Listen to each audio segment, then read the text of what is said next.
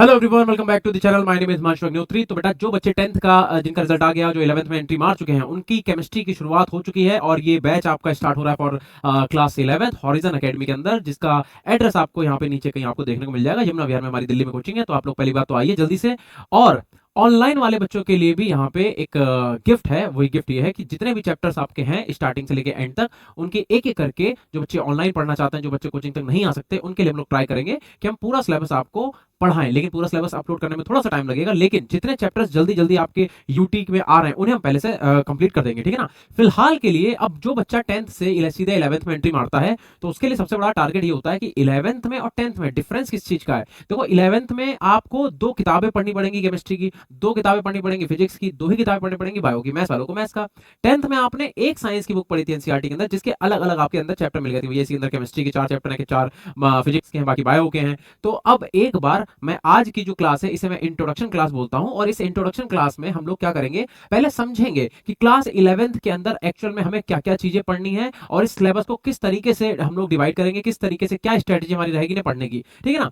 अच्छा, दूसरी चीज मुझे वैसे तो पता है कि आप लोगों को पता होगा कि भैया 11th के अंदर केमिस्ट्री जो होती है, केमिस्ट्री क्या होती है, केमिस्ट्री आपने पढ़ रखी है ऑलरेडी। लेकिन फिर भी मैं चाहूंगा कि थोड़ा सा हम लोग क्या करते हैं, एक बार इंट्रोडक्शन स्टार्ट करते हैं बिल्कुल बेसिक लेवल से। तो अगर आप क्लास 10 से क्लास 11th में आए हो, अगर आपसे कोई पूछ दे कि भाई केमिस्ट्री है क्या, कितने टाइप की केमिस्ट्री होती है, तो आप कहोगे कि देखो अभी तक हमने जो पढ़ा उसके बारे में हमें ज्यादा जानकारी नहीं है। लेकिन जैसे ही आप क्लास 11th में एंट्री मारते हो, केमिस्ट्री बेटा 3 पार्ट में डिवाइड हो जाएगी। पहली पार्ट होगी कौन सी, इनऑर्गेनिक केमिस्ट्री, ठीक है ना। पहला पार्ट हो गया हमारे पास इनऑर्गेनिक केमिस्ट्री का। दूसरा टाइप जो हो गया वो हो गया हमारे पास ऑर्गेनिक केमिस्ट्री का, ठीक है। और ऑर्गेनिक केमिस्ट्री के बाद जो थर्ड पार्ट आपको पढ़ना पड़ेगा वो पढ़ना पड़ेगा फिजिकल केमिस्ट्री का, ठीक है। तो इसे एक इंट्रोडक्शन क्लास लेते हैं और आप थोड़ा समझो कि आपको इस पूरे साल में क्या क्या चीजें डिटेल में पढ़नी पड़ेंगी। मेरा नाम है हिमांशु अग्निहोत्री, मैं केमिस्ट्री का हूं प्रोफेसर। तो आप पढ़ोगे केमिस्ट्री फिलहाल के लिए मुझसे। तो आज के इस वीडियो में हम लोग समझते हैं कि एक्चुअल में इनऑर्गेनिक केमिस्ट्री क्या, ऑर्गेनिक क्या, फिजिकल क्या है। तो देखो, अगर आपसे कोई पूछता है कि what is inorganic chemistry, inorganic chemistry के अंदर में एक्चुअल में हम लोग क्या चीजें पढ़ते हैं, तो आपको उसके सिंपल आंसर ये देना है कि भाई देखो, हमारी पीरियोडिक टेबल के अंदर 118 नोन एलिमेंट प्रेजेंट है। इन 118 एलिमेंट की अगर आप इनकी क्या पढ़ते हो, अगर आप इनकी केमिकल प्रॉपर्टी पढ़ते हो या अगर आप इनकी फिजिकल प्रॉपर्टी पढ़ते हो, ठीक है ना, फिजिकल प्रॉपर्टीज, तो ऐसा बोला जाता है कि हम लोग कौन सी केमिस्ट्री को रीड कर रहे हैं या पढ़ रहे हैं, कौन से चैप्टर्स हम पढ़ रहे हैं, तो हम लोग पढ़ रहे हैं इनऑर्गेनिक केमिस्ट्री। फिर से मैं रिकॉल कराता हूं, इनऑर्गेनिक केमिस्ट्री का मतलब होता है the study of 118 elements in depth. जैसे इसके अंदर क्या क्या चीजें आती हैं, बहुत सारे लोगों को लगता है केमिकल बॉन्डिंग भी इनऑर्गेनिक केमिस्ट्री का टॉपिक है, लेकिन एक्चुअल में ये फिजिकल केमिस्ट्री का टॉपिक होता है। तो इसके अंदर जनरली हम लोग एलिमेंटल केमिस्ट्री पढ़ते हैं, जैसे जैसे आपका एस ब्लॉक हो गया, पी ब्लॉक हो गया, डी ब्लॉक हो गया, एफ ब्लॉक हो गया, कोऑर्डिनेशन कंपाउंड हो गया, है ना। ये सब चीजें हम लोग पढ़ते हैं इस टाइप की केमिस्ट्री के अंदर। मतलब पूरा एलिमेंट जितने भी उनकी detail study, classification of element हो गया हमारे पास, है ना। ये सब चीजें हम लोग पढ़ेंगे किसके अंदर, इनऑर्गेनिक केमिस्ट्री के अंदर। अगर मैं आपसे बोलूं कि यार ये ऑर्गेनिक केमिस्ट्री क्या है, तो देखो ऑर्गेनिक केमिस्ट्री जो है, जब बहुत शुरुआत हो रही थी, तो ऑर्गेनिक शब्द को बहुत ही ज्यादा कंपेयर करा जाता है नेचुरल शब्द के साथ। जैसे अभी कुछ दिन पहले होली थी, तो कहते हैं ना कि ऑर्गेनिक कलर से होली खेलो, नेचुरल कलर से होली खेलो। तो ऑर्गेनिक शब्द इज इक्वल टू नेचुरल शब्द। तो ऐसा बोला जाता था कि जितने भी नेचुरल कंपाउंड्स हैं, यानी कि ऑल नेचुरल कंपाउंड्स, जितने भी हमारे पास नेचुरल कंपाउंड्स हैं, उन सब कंपाउंड्स को ही हम लोग क्या बोलते हैं, ऑर्गेनिक कंपाउंड कहते हैं, ऑर्गेनिक कंपाउंड, ठीक है ना। तो अगर आपसे कोई आज की डेट में पूछता है कि भैया बताओ कि हमारे पास जो ऑर्गेनिक कंपाउंड्स होते हैं वो क्या होते हैं, तो आप क्या बोलोगे कि all natural compounds are called as organic compound. लेकिन ये डेफिनेशन गलत हो गई थी कब, जब एक साइंटिस्ट थे जिनका नाम था वोलर। उन्होंने क्या करा था, एक कंपाउंड था जिसका नाम था यूरिया, CH2NOCH2। इस कंपाउंड का नाम क्या है, यूरिया। और इन्होंने करा क्या था, यूरिया को बेटा बना दिया था लैब में, ठीक है। और आपको पता होना चाहिए कि अगर किसी भी कंपाउंड को लैब में बनाया जाएगा तो वो नेचुरल नहीं होगा, उसे कहा जाता है मैनमेड या फिर आर्टिफिशियल, ठीक है ना। तो वोलर ने क्या करा था, वोलर ने यूरिया को कहां बना दिया था, लैब में। और यूरिया है कैसा, यूरिया एक ऑर्गेनिक कंपाउंड है।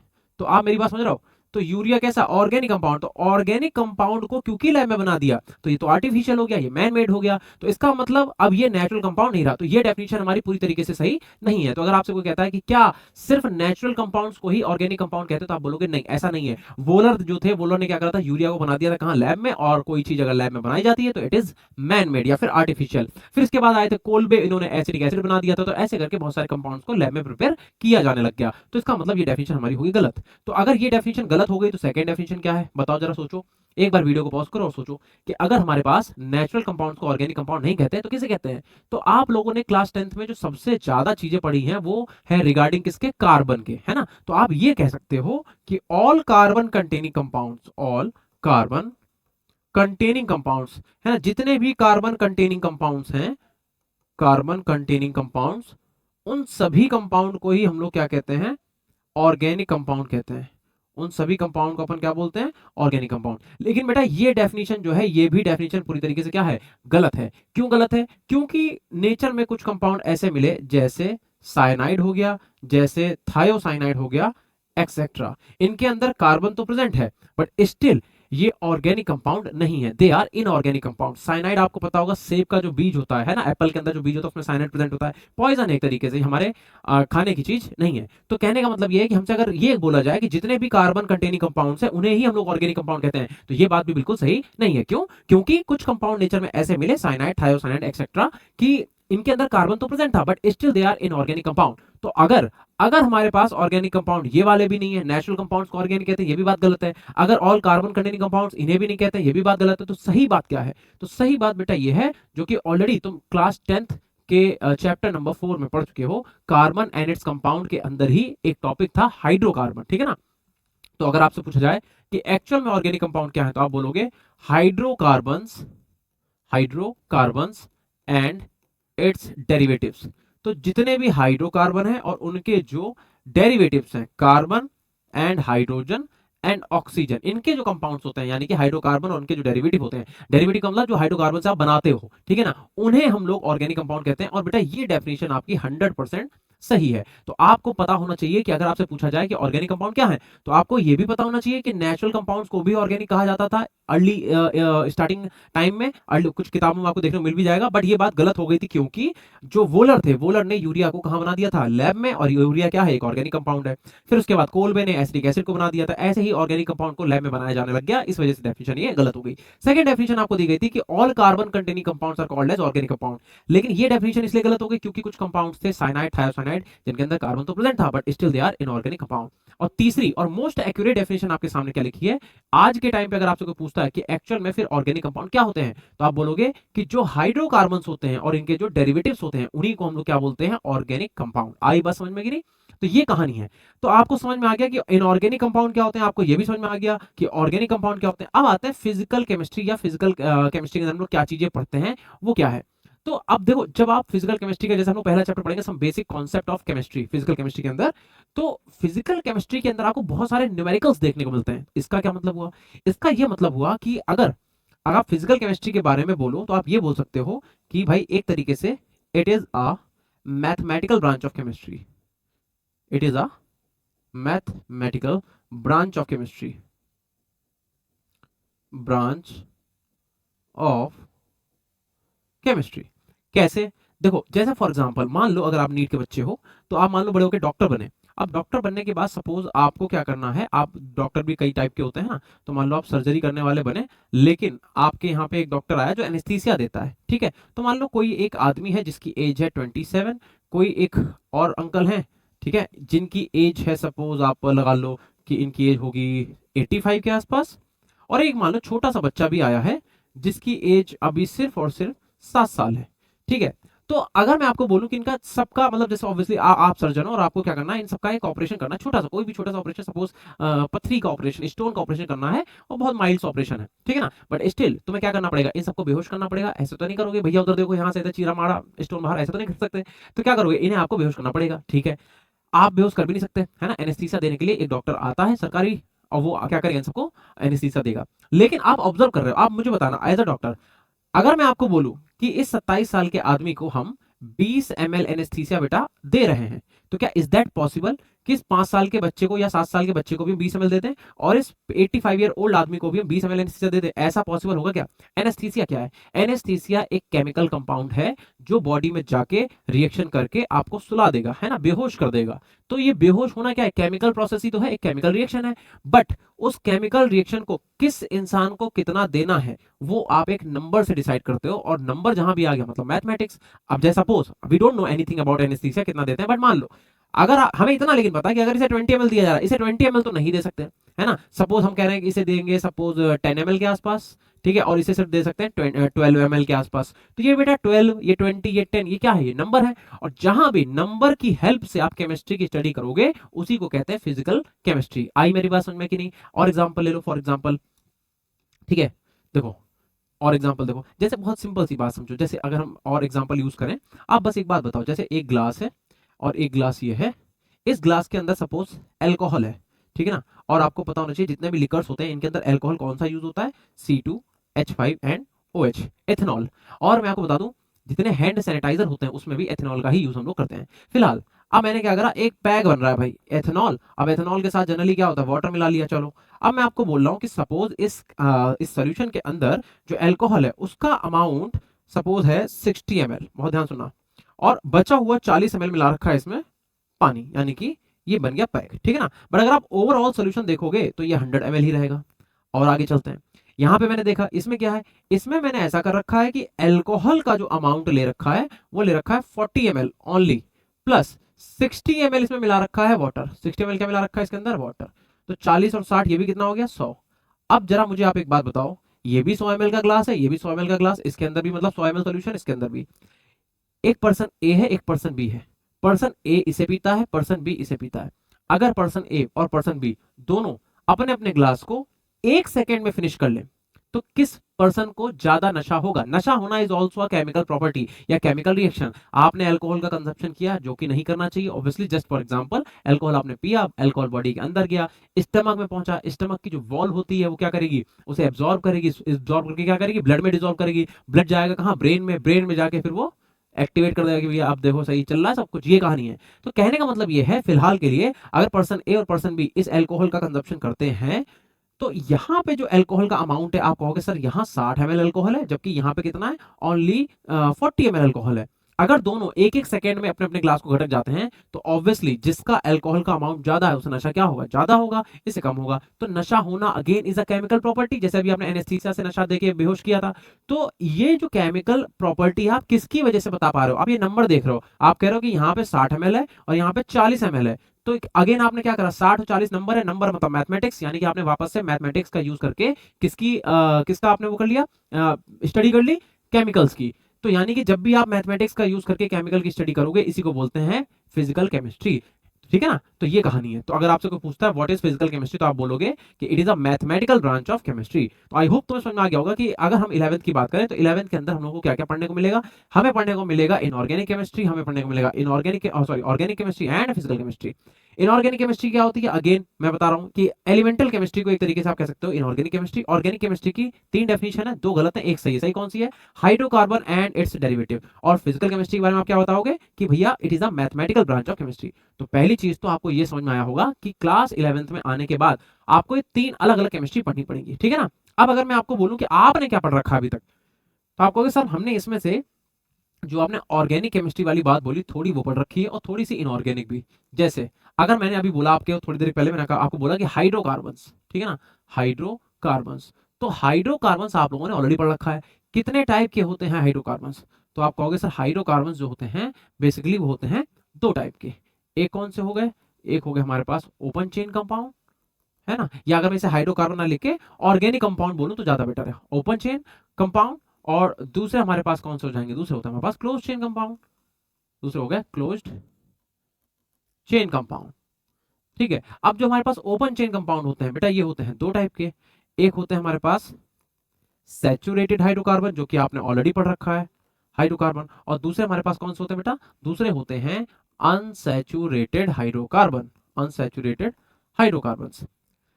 क्लोज चेन कंपाउंड भी 2 टाइप के होते हैं।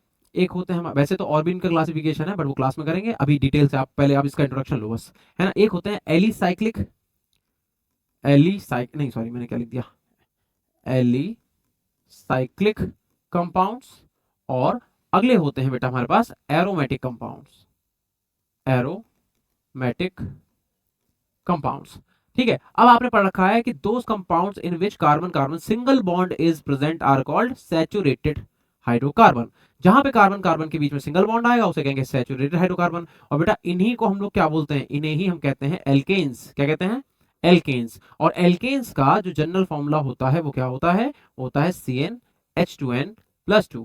ठीक, अगर मैं बात करूं अनसैचुरेटेड हाइड्रोकार्बन की, तो अनसैचुरेटेड हाइड्रोकार्बन होते हैं दो टाइप के, एक जहां कार्बन कार्बन डबल बॉन्ड आए और एक जहां पे कार्बन कार्बन के बीच में ट्रिपल बॉन्ड आता है। अगर कार्बन कार्बन के बीच में डबल बॉन्ड आता है तो इसी को हम लोग कहते हैं एल्कीन्स। क्या कहेंगे हम लोग इसे? एल्कीन्स। ठीक है, एल्कीन्स। अबे सही हो जा, एल्कीन्स। ठीक है, और अगर कहीं पे कार्बन कार्बन ट्रिपल बॉन्ड आएगा तो इसी को अपन क्या कहते हैं बेटा? एल्काइंस कहते हैं, एल्काइंस। अब सुनना जरा ध्यान से, एल्कीन्स का जो जनरल फॉर्मूला होता है, जनरल फॉर्मूला वो होता है CnH2n, CnH2n। और एल्काइंस का जनरल फॉर्मूला क्या होता है? CnH2n-2। लेकिन अगर मैं आपको बोलूं कि एल्केन्स के अंदर n की वैल्यू क्या हो सकती है, तो आपको अगर सर n की वैल्यू जीरो ना हो बस, क्योंकि अगर आपने n जीरो तो कार्बन जीरो, कार्बन जीरो तो हाइड्रोकार्बन का आएगा। ठीक है, तो n जीरो रख दो, और सॉरी जीरो नहीं रख सकते, n की वैल्यू क्या रखोगे आप? 1 रखोगे, 2 रखोगे, 3 रखोगे, कुछ भी रखोगे। एल्कीन्स की बात करें तो एल्कीन्स जो है उसमें क्या है कि जहां पे जो n है, n की वैल्यू क्या नहीं हो सकती, तो देखो एल्कीन्स के अंदर n की वैल्यू ना तो जीरो हो सकती है ना तो 1 हो सकती है। ठीक है ना? क्यों? क्योंकि alkenes are those in which carbon carbon double bond is present, मतलब कि एटलीस्ट दो कार्बन का होना तो जरूरी ही है ना? एक कार्बन डबल बॉन्ड कैसे बनाओगे? तो एटलीस्ट दो कार्बन होने चाहिए, तो n की वैल्यू ना तो जीरो ना तो 1। तो l की वैल्यू कहां से स्टार्ट होगी? n की वैल्यू आप रखोगे 2 से, 2 रखो, 3 रखो, 4 रखो, कुछ भी रखो, बट 0 और 1 नहीं रखोगे। अब बात करते हैं एल्काइंस की, तो एल्काइंस का फॉर्मूला होता है CnH2n-2। और इसके अंदर क्या होगा, अगर मैं आपको बोलूं यहां भी n की वैल्यू ना तो आप 0 रख सकते हो ना तो 1, क्योंकि एल्काइंस ऑल्सो आर दोज जिनके बीच में कार्बन कार्बन के बीच में ट्रिपल बॉन्ड आए। तो यहां भी वही चीज है कि n की वैल्यू क्या रखोगे? 2 रखो, 3 रखो, 4 रखो, कुछ भी रखो, बट 0 और 1 आप नहीं रख सकते। अब बात करते हैं क्लोज चेन कंपाउंड के अंदर एलिसाइक्लिक कंपाउंड की। So basically alicyclic compounds are simply those compound जो साइक्लिक हैं, जैसे आपने पढ़ भी रखा है, cyclopropane, cyclobutane, cyclopentane and cyclohexane, ये आपने ऑलरेडी थोड़ा सा 10th में पढ़ रखा है। और एरोमेटिक की बात करते हैं, एरोमेटिक शब्द को डिराइव करा गया है एरोमा से, है ना? एरोमेटिक शब्द कहां से निकल के आता है? एरोमा से।